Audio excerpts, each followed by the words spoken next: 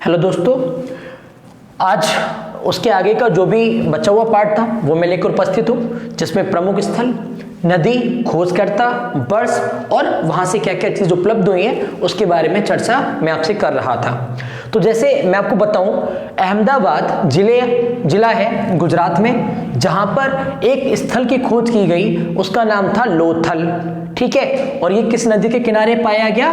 भोगबा नदी के किनारे। इसकी जो खोजकर्ता हैं वो एस.आर. राव ने उत्खनन किया था, खुदाई करवाई थी, जिनका पूरा नाम रंगनाथ राव है। ठीक है, इन्होंने कब खुदाई करवाई थी? 1955 में, मतलब 1955 में जानकारी प्राप्त हुई गुजरात के अहमदाबाद जिले में एक स्थल था लोथल, जो कि भोगबा नदी के किनारे था। यहाँ से प्राप्त क्या हुआ? यहाँ से बंदरगाह प्राप्त हुआ, जहाँ पर बहुत ज्यादा जहाज एक जगह पर एकत्रित होते हैं, है ना, मतलब गोदीवाड़ा हम कह सकते हैं जहाजों का, जो कि व्यापारिक उद्देश्यों से एक जगह इकट्ठे खड़े किया जाते होंगे, या व्यापारिक सामग्री को एक जगह से दूसरी जगह पर ले जाने का काम किया करते होंगे। साथ ही साथ धान, चावल और बाजरे का साक्ष्य उपलब्ध हुआ है, मतलब कृषि में वो धान और बाजरे का इस्तेमाल किया करते होंगे। हाथी दांत प्राप्त हुआ है। हाथी दांत आज के समय में भी काफी महंगी सामग्री है ना, उस समय में भी हाथी दांत का व्यवसाय या बिजनेस किया करते होंगे। साथ ही साथ 3 युगल समाधान, मतलब 3 के जोड़े में एक ही कब्र में वहां से समाधियां प्राप्त हुई हैं। ठीक है, साथ ही साथ घोड़े की मूर्ति प्राप्त हुई है। और भी बताऊं मैं आपको, तो एक कुत्ता प्राप्त हुआ है, कुत्ते की आकृति है जो कि तांबे का बना हुआ, तांबे का एक कुत्ता प्राप्त हुआ है। और साथ ही साथ एक छोटा दिशा मापक यंत्र प्राप्त हुआ है, जिसका इस्तेमाल कहीं ना कहीं वो, है ना, समुद्री क्षेत्र में दिशा को ज्ञात करने के लिए करते होंगे कि नॉर्थ किधर है और साउथ किधर है। डायरेक्शन को मापने के लिए उन्होंने एक मापक यंत्र बना रखा था। तो इसको हम याद कैसे रखेंगे? याद रखने के लिए आप इसको ऐसे कर लीजिए कि आपने क्या करा, थाल लिया, थल से याद रखेंगे, थाल, एक थाल लिया और थाल से क्या लगा रहे हो? भोग लगा रहे हो। किसका भोग लगा रहे हो? अपने नाथ का। मतलब एक थाल लेकर आप भोग लगाने जा रहे हो, किसका? अपने नाथ का। एक थाल लिया आपने और थाल से आप भोग लगाने जा रहे हो, किसका? अपने नाथ का। तो इससे याद रहेगा कि लोथल भोगबा नदी के किनारे, और कौन इसकी खोज करता है? नाथ से याद रहेगा रंगनाथ राव, अर्थात एस.आर. राव। क्या हुआ? जैसे ही आप थाल लेकर भोग लगाने गए अपने नाथ जी का, तभी क्या हुआ?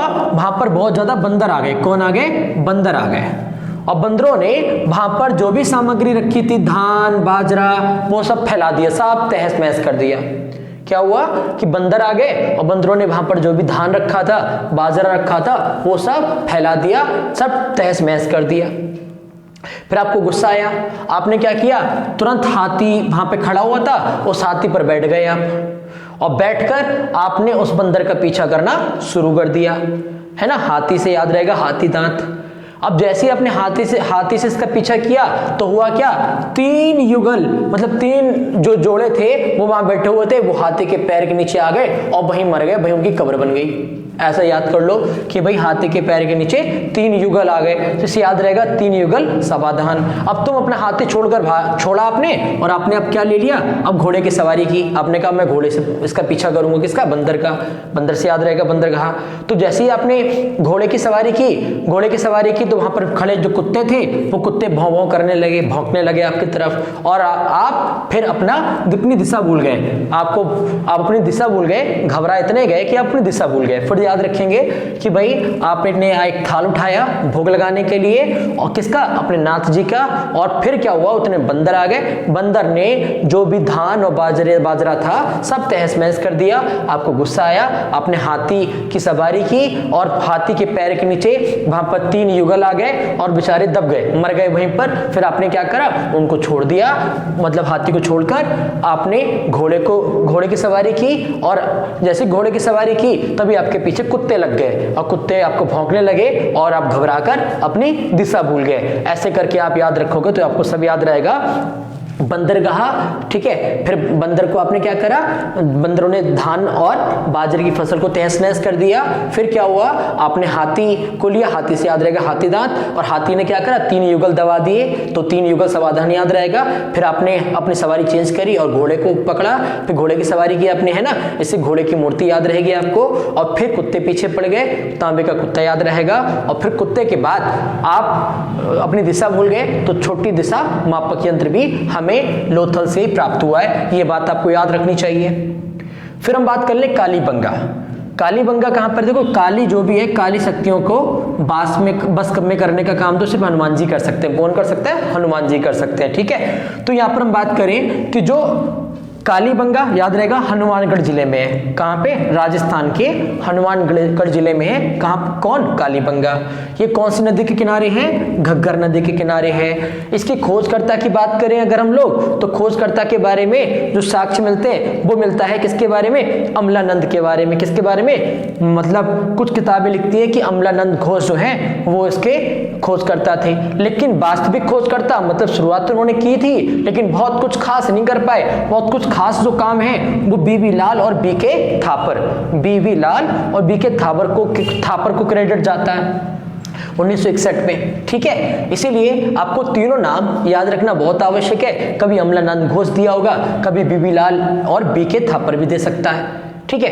क्या मिला यहां से जुते हुए खेत के प्रमाण मिले, मतलब वहां के जो लोग खेती बाड़ी किया करते होंगे तो अपने खेतों को जोता किया करते होंगे, तो जो जुताई के साक्ष्य उपलब्ध हुए हैं। साथ ही साथ वहां पर अग्निकुंड प्राप्त हुआ। इससे ये पता चला कि वहां के लोग पूजा पाठ करने के लिए सामग्रियों का इस्तेमाल अग्निकुंड में किया करते होंगे। जैसे आजकल हम लोग हवन वगैरह कराते हैं, तो हवन में अपनी जो भी सामग्री है उस सामग्री को हम करते हैं ना, तो ऐसे ही वहां पर अग्निकुंड प्राप्त हुए। साथ ही साथ वहां से चूड़ियां प्राप्त हुई हैं। क्या प्राप्त हुई हैं, चूड़ियां, मतलब वहां के लोग चूड़ियां वगैरह धारण किया करते होंगे। और सिलबट्टा जिसपे हम लोग मसाला वगैरह पीसते हैं, तो ऐसे सिलबट्टा वहां से भी प्राप्त हुआ है। और साथ ही साथ अलंकृत कच्ची ईंटें, जैसे हमारे घर कच्चे होते हैं तो हम लोग क्या करते हैं, उस पर अपने जो भी कलर है उस कलर से रंग बिरंगी पेंटिंग बना देते हैं, है ना, जिससे वहां की कच्ची दीवारें सुंदर लगे। ऐसी कच्ची ईंटें मिली। कच्ची ईंटें काफी अलंकृत थी, अलंकृत मतलब सजी धजी थी। और अंत्येष्टि संस्कार की 3 विधियां, और यहाँ पर जो भी मतलब डेड बॉडीज के साक्ष्य प्राप्त हुए वो 3 प्रकार के साक्ष्य देखे गए। 3 प्रकार की विधियां अपनाई जाती थी। एक था पूर्ण समाधान, एक था आंशिक समाधान, और एक था आपका दाह संस्कार। मतलब पूर्ण समाधान में मतलब आप जानते हैं जैसे एक गड्ढे में किसी भी डेड बॉडी को दफना दिया जाए तो वो पूर्ण समाधान हो गया। सबसे ज्यादा यही प्रचलित था, मतलब लोगों को दफनाने का काम किया जाता था। आंशिक समाधान का मतलब है कि वहां पर जो भी व्यक्ति खत्म हो गया है तो उसको किसी गुफा के किनारे छोड़ाए या जंगल में छोड़ाए, जिससे जानवर आकर उसको खा लिया करता था और उसकी डेड बॉडी समाप्त हो जाती थी, डिस्पोज हो जाती थी।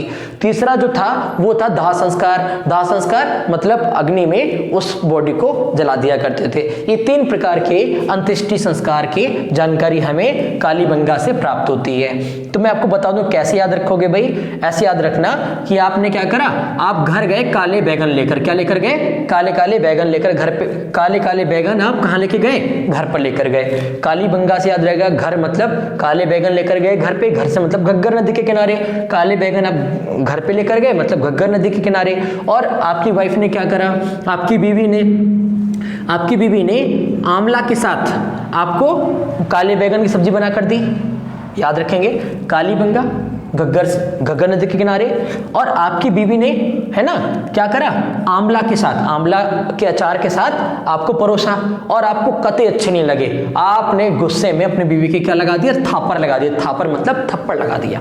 याद रहेगा, अमलानंद घोष, बीबी लाल और बीके थापर, थप्पड़ लगा दिया।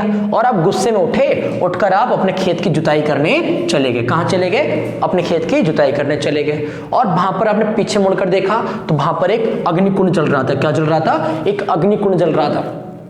और जैसे अग्निकुंड जल रहा था थोड़ा सा और देखा आपने तो वहां मार तमाम जगह जगह चूड़ियां बिखरी पड़ी थी। क्या पड़ी थी, चूड़ियां बिखरी पड़ी थी। और वहीं पर एक सिलबट्टा था, है ना, और वहीं पर कई ईंटें थी जिन पर नई नई आकृति बनी हुई थी। और वहीं पर क्या हुआ कि अंत्येष्टि हो रही थी किसी व्यक्ति की। अंत्येष्टि मतलब उसके संस्कार, उसको समाधान करने का, उसका दाह संस्कार करने का, उसको जलाने का तैयारी की जा रही थी। क्या क्या था भाई? जुते हुए खेत के साक्ष्य मिले, है ना। फिर आपने देखा अग्निकुंड, चूड़ियां, सिलबट्टा और सिलबट्टे के अलावा अलंकृत कच्ची ईंटें और अंत्येष्टि संस्कार। फिर से याद रखेंगे क्या किया भाई आपने? काली बैगन लेके गए घर पे, घर से याद रहेगा घग्गर, और आपकी बीवी ने, बीवी मतलब बीबी लाल, ठीक है, और बीके थाप अब वो आमले का अचार दिया, अमलानंद घोष, और जिससे क्या हुआ? आपने थप्पड़ लगा दिया बीके थाप पर। ये तो इतना याद हो गया। फिर आप गुस्से में चले गए खेत पर, खेत को जुताई करने। आपने पीछे मुड़ के देखा, वहां अग्निकुंड जल रहा था, जहां पर चूड़ियां बिखरी पड़ी थी। चूड़ियों के अलावा क्या था वहां पर? चूड़ियों के अलावा आप देखिए, चूड़ियों के अलावा वहां पे सिलबट्टा था, और वहां पर कच्ची ईंटें थी, जिन पर, है ना, डेड बॉडी को रखकर उसको क्या, उसकी क्या की जा रही थी? अंत्येष्टि की जा रही थी। आप इतना इमेजिन कर लेंगे तो मैं आशा करता हूं कि आप भूलेंगे नहीं, आपको सारी बातें याद रहेंगी। वहीं पर बात करें हम राखी गढ़ी की, तो राखी गढ़ी जो है वो हिसार हरियाणा में पड़ता है। हरियाणा के हिसार जिले में है राखी गढ़ी, ठीक है। ये भी कहां पर है? ये भी घग्गर नदी के किनारे है। इसकी खोजकर्ता अमरेंद्र नाथ जी को माना जाता है। 1997 से 99 में उन्होंने यहाँ पर उत्खनन कार्य किया होगा। फिर यहाँ पर जो भी हमें स्थल प्राप्त हुआ है, वो भारत में जितने भी स्थल खोदे गए उन सभी स्थलों में सबसे बड़ा स्थल है। सबसे बड़े स्थल कहाँ प्राप्त हुआ है भारत में? राखी गढ़ी में प्राप्त हुआ है। दूसरी चीज, यहाँ से कई प्रकार के उपकरण प्राप्त हुए जो किससे बने? तांबे से बने, ताम्र उपकरण बने। और साथ ही साथ यहाँ भाई अन्नागार, मतलब अनाज को, है ना, इमरजेंसी के लिए, आपातकालीन के लिए समेटकर एक जगह पे इकट्ठा रखा जाता होगा, तो अन्नागार की जानकारी भी मिली है। और साथ ही साथ रक्षा प्राचीर, मतलब वहां की जो बस्तियां हैं या जो अनाज सामग्री है या कीमती वस्तुएं हैं, उनके चारों तरफ एक दुर्ग बने दिखाई दिए, रक्षा प्राचीर, जिससे कि कोई बाहरी व्यक्ति आक्रमण ना कर सके, उसके लिए चारों तरफ रक्षा प्राचीर भी प्राप्त हुई है। तो इसे कैसे याद करोगे? इसे ऐसे याद रखना कि आप कि जो मतलब एक जो बहन है वो राखी को लेकर अपने घर की तरफ गई। कहाँ गई? घर को गई। भाई राखी लेकर घर पर ही जाएगी, तो राखी लेकर घर पर गई, और घर पर गई तो उसने अपने भाई अमरेंद्र नाथ बाहुबली, बाहुबली मूवी देखी होगी आपने, तो बाहुबली में बाहुबली का पूरा नाम क्या था? अमरेंद्र नाथ बाहुबली। तो क्या किया भाई, आप राखी लेके गए, और राखी लेकर कहाँ गए? अपने घर पर। घर पर गए तो घर पर किसके राखी बांधी तुमने? मतलब उस बहन ने अमरेंद्र नाथ बाहुबली की राखी बांधी, अमरेंद्र नाथ बाहुबली की राखी बांधी, ठीक है। याद रखना 97-99 में क्या बताया मैंने? अब राखी लेकर गए कहाँ पे? घर पर। आपकी बहन, मतलब जो बहन है वो राखी लेकर गई कहाँ पर? घर पर। और उसने अमरेंद्र नाथ बाहुबली के राखी बांधी, और जब राखी बांधी तो जो अमरेंद्र नाथ बाहुबली है उसने खुशी के मारे क्या करा? अपनी बहन को वहां पर बहुत बड़ा स्थल अपनी बहन को गिफ्ट कर दिया, और साथ ही साथ उसमें कई सारे तांबे के बर्तन बांध दिए अपनी बहन को, और बोला ये अनाज भी ले जाओ, बहुत सारे अनाज भी बांध दिया, और साथ साथ उसे वचन दिया कि मैं हमेशा तेरी रक्षा करूंगा। फिर से इमेजिन करो कि राखी लेकर भाई बहन गई अपने घर पर, और वहां पर अमरेंद्र नाथ बाहुबली के क्या की? राखी बांधी। अब राखी बांधी तो क्या हुआ? फिर खुशी के मारे अमरेंद्र नाथ ने क्या करा? वहां पर अपनी बहन को सबसे बड़ा स्थल, सबसे बड़ी जमीन अपने बहन के नाम गिफ्ट कर दी, है ना, राखी के बदले में, और तांबे की कई सारी वस्तुएं दी, और अनाज भी बांध दिया कि जाओ बहन सॉरी अनाज भी बांध दिया। अनाज के साथ साथ वहां पर ये बोला कि बहन मैं तेरी हमेशा रक्षा करूंगा। तो इसे याद रहेगा रक्षा प्राचीर, ठीक है। ऐसी बात करें हम चनुदड़ो। चनुदड़ो जो है ये भी सिंधु नदी के किनारे है। चनुदड़ो भी कहां पे है? चनुदड़ो भी जो है वो भी सिंधु नदी के किनारे है, ठीक है। ये भी कहां पड़ता है? ये भी सिंध प्रांत में पड़ता है। कहां पड़ता है? सिंध प्रांत में पड़ता है। सिंध प्रांत मतलब पाकिस्तान, ठीक है। तो ये स्थल कहां पर है? चनुदड़ो सिंध प्रांत के पाकिस्तान में, सिंधु नदी के पास में। और इसकी जो खोज करता है वो मजूमदार और अर्नेस्ट मैके को माना जाता है। मजूमदार ने 1934 में उत्खनन कराया था और अर्नेस्ट मैके ने 1935 में। सबसे ज्यादा जो बेहतरीन काम अर्नेस्ट मैके ने किया है इसमें, तो अर्नेस्ट मैके ज्यादा ऑप्शन में रखता है लेकिन मजूमदार भी रखता है, तो दोनों याद होने चाहिए। तो यहाँ पर क्या किया, अर्नेस्ट मैके ने क्या करा, वहां से मनके बनाने का कारखाना प्राप्त किया। ठीक है, मनके के साथ साथ वहां से उन्हें कंघा, जिससे बाल वाल काटते होंगे, लिपस्टिक जो कि स्त्रियां लगाती थी, अलंकृत हाथी, जो भी हाथी हैं उन पर काफी अलंकरण, खूबसूरत खूबसूरत डिजाइनिंग देखने को मिली है। और वहीं से हमें 4 पहियों वाली गाड़ी, 4 पहियों वाली गाड़ी मतलब एक गाड़ी जिसमें 4 पहिए लगे थे, इसके बारे में जानकारी भी हमें चरणों से प्राप्त हुई है। इसको कैसे याद रखोगे, इसको ऐसे याद रखोगे कि भाई दौड़ो कैसे, सीधे सीधे दौड़ो कैसे, सीधे सीधे। ठीक है, सीधे सीधे दौड़ो और कैसे दौड़ो, मजे में। ठीक है, कब, जब मायके जा रहे हो, मतलब ऐसे समझ लो कि कोई भी स्त्री है ना, जब दौड़ लगाती है सीधे सीधे, इसका मतलब है वो मजे मजे में कहाँ जा रही है, अपने मायके जा रही है। पर समझो कि कोई भी स्त्री जब दौड़ लगाती है, कैसे दौड़ लगाती है, सीधे सीधे। तो दौड़ों से याद रहेगा, दौड़ों से याद रहेगा चलो दौड़ो, सीधे सीधे से याद रहेगा सिंधु नदी। और कैसे दौड़ लगाती है, मजे में मतलब मजूमदार, है ना। और जब कहाँ जा रही होती है वो, अपने मायके जा रही होती है, मायके से याद रहेगा अर्नेस्ट मैके।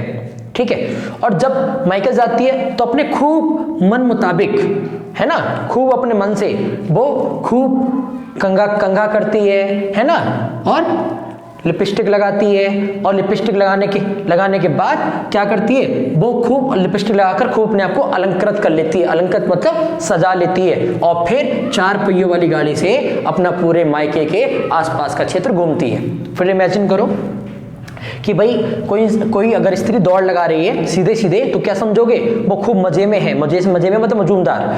और कहाँ जा रही है, मायके जा रही है, मायके। ठीक है, और फिर वहां पर वो अपने मन का काम करेगी सब। कैसे, वो कंघा करेगी, लिपस्टिक लगाएगी, और फिर अपने आप को अलंकृत करके सजाकर, और फिर 4 पहियों की गाड़ी पर बैठकर फिर अपने आसपास के सहेलियों से मिलने जाएगी। ऐसे याद कर सकते हो। फिर 7वां आप याद रखोगे, 7वां स्थल है बनावली। बनावली कहाँ पड़ता है, हरियाणा का फतेहाबाद जिला।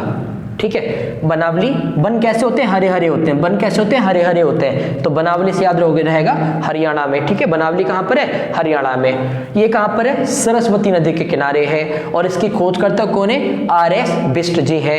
और इन्होंने 1973 में मतलब क्षेत्र के उत्खनन कराया था।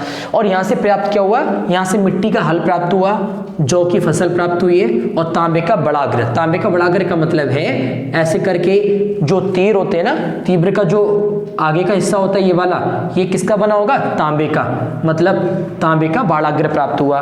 तो इसे आप कैसे याद रखोगे भाई, उसको भी याद रखने का तरीका क्या है कि आप वन में गए, कहाँ गए, वन में, किसके साथ, अपने सर जी के साथ। वन में गए किसके साथ, सर जी के साथ। ठीक है, और आपकी क्या हो गई, बहस हो गई। बहस से याद रहेगा बिष्ट। वन में गए अपने सर जी के साथ, वन से याद रहेगा बनावली, किसके साथ गए, सर के साथ, सर से याद रहेगा सरस्वती नदी के पास में। और आपकी उनसे क्या हो गई, बहस हो गई। बहस का मतलब बिष्ट, बहस से याद रखेंगे RS बिष्ट। और बहस हो गई, बहस हो जाने पर क्या हुआ कि मतलब वहां पर बहस इतनी हो गई कि अब दोनों लोगों ने उस बहस में बोला, बहस में शर्त रख ली, किसकी, जौ की। जौ मतलब कि अगर तू जीता तो ये जौ तेरा, और मैं जीता तो ये जौ मेरा। अब क्या हुआ, अब बहस हो गई। अब बहस हुई तो दोनों ने क्या करा, अपने अपने हथियार चुने। भाई एक ने क्या चुना, मिट्टी का हल, एक ने हल निकाल लिया, है ना। और एक ने क्या किया, एक ने तांबे के बाड़ाग्र, मतलब गुरुजी ने तांबे का बाड़ाग्र कि नहीं बोला तो तेरे बाड़ मार दूंगा मैं, है ना। और वहीं पर वहां पे जो दूसरा बंदा था उसने क्या करा, उसने हल निकाल लिया कि मैं हल से हमला करूंगा और आप बाड़ से हमला करना। ठीक है, जो जीतेगा वो जौ ले जाएगा। क्या ले जाएगा, जौ ले जाएगा। ऐसे याद कर सकते हो भाई। वन में गए तुम सर के साथ और वहां पर बहस हो गई तो बहस में क्या किया, तुमने हल ले लिया, हल उठा लिया, और तुम्हारे गुरुजी ने बाड़ाग्र उठा लिया। ठीक है, और दोनों में अब युद्ध होने लगा। अब जो भी इनमें से जीतेगा वो क्या ले जाएगा, जीत के रूप में जौ ले जाएगा। क्या ले जाएगा, जौ ले जाएगा। ऐसे याद रखोगे रोपड़ बहुत आसान से याद रखोगे। रोपड़ पंजाब के रोपड़ जिले में, रोपड़ मतलब रोपड़ जिले के हिसाब से रोपड़ नाम पड़ा है, पंजाब के जिले में। ठीक है, और ये सतलज नदी के किनारे है। इसके उत्खननकर्ता खोजकर्ता यज्ञदत्त शर्मा है। इसकी वर्ष को याद रखने की आवश्यकता नहीं है, कभी नहीं पूछा जाता। और मुख्य बिंदु के तौर पे याद रखेंगे, यहां से तांबे की कुल्हाड़ी प्राप्त हुई है। इसको कैसे याद रखेंगे कि भैया है ना, रो पड़े, क्यों रो पड़े, लाज के मारे। लाज क्यों आई, क्योंकि दांत निकल गए थे। दांत किससे निकल गए थे, तांबे की कुल्हाड़ी से। आप याद रखना कि रो पड़े, क्यों रो पड़े, रो इसलिए पड़े क्योंकि हमें वहां पर लाज आ रही थी, है ना। लाज से याद रहेगा सतलज। अब लाज आ रही थी, क्यों लाज आ रही थी, क्योंकि वहां पर हमारे दांत निकल गए थे, दांत टूट गए थे। किससे दांत टूट गए थे, तांबे की कुल्हाड़ी से। तो याद रखेंगे, इस तरह से आप जो भी स्थल है, प्रमुख स्थल है, इनको याद रख सकते हैं। बाकी आपके 6 प्रमुख स्थल और बचे, वो मैं आपको नेक्स्ट वीडियो में